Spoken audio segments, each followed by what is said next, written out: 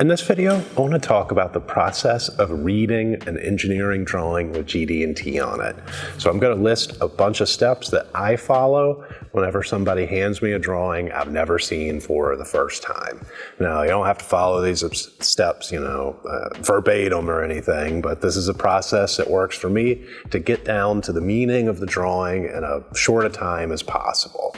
So I'll jump right in. The first thing when you see a drawing, and I'll put it on the screen right here, is to look at the title block and the notes, the general notes, usually in the top left of the drawing, but they could be anywhere. Now, you look at the title block to see if the drawing's been approved, depending on your company. You don't want to be looking at a drawing, making a part, inspecting a part that hasn't been approved, and maybe it's still in the design phase, maybe it's the wrong revision, right? You want to make sure that's the drawing you're supposed to have. The next thing you want to look for, the general notes, have a bunch of information on them that might conflict with what's on the actual drawing.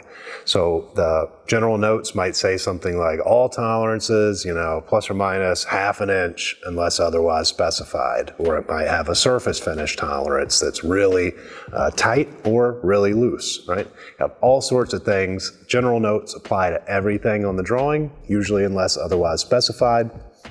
So it's good to take a look at those before you look at the actual views. The next thing, I'm going to look at the views of the drawing, get a sense for the general shape of the part, how big it is, how small it is, that kind of thing, general dimensions. Next, we want to look at the datum feature symbols. This is going to identify which portions of the part are going to serve as our datum features. Now, this is really important because the designer is going to choose datum features based on the function of the part.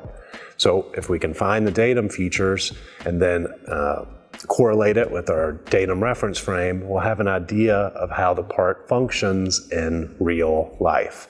Now, they're not always a perfect comparison. Sometimes designers have to use datum features that have nothing to do with the function of the part, but they're still going to have to do with inspection. So we want to take a look at where they are.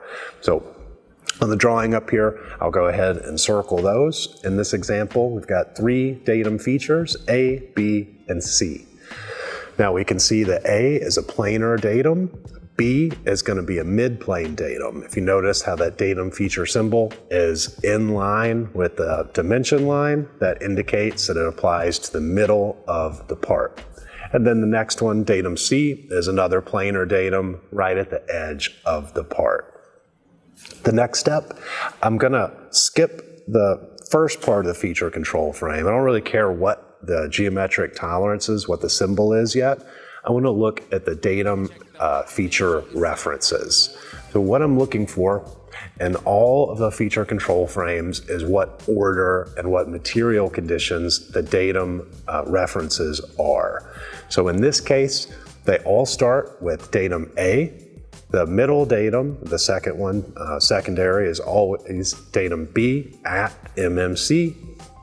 And then where it applies, datum C is the tertiary datum.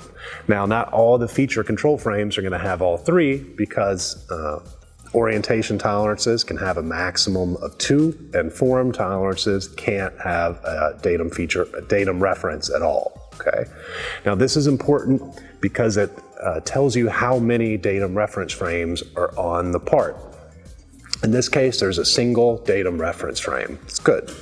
Some parts have more than one datum reference frame, which means that you have multiple setups for inspection, and usually you would have to manufacture it in multiple setups as well. No big deal with this part, okay? The next thing I'm going to do is sketch out where the datum reference frame is. We know A is primary, B and MMC is secondary, and C is tertiary. So I'll put it on the screen here. This is essentially how the part should function, and we want to make it this way and inspect it this way if at all possible. The next thing I'm going to do is look at our position profile and run out tolerances. They're not going to be run out on this part.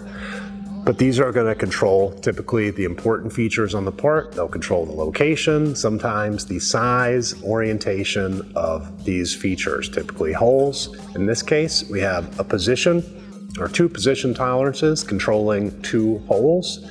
They're modified with an orientation tolerance, which I'll get to in a second.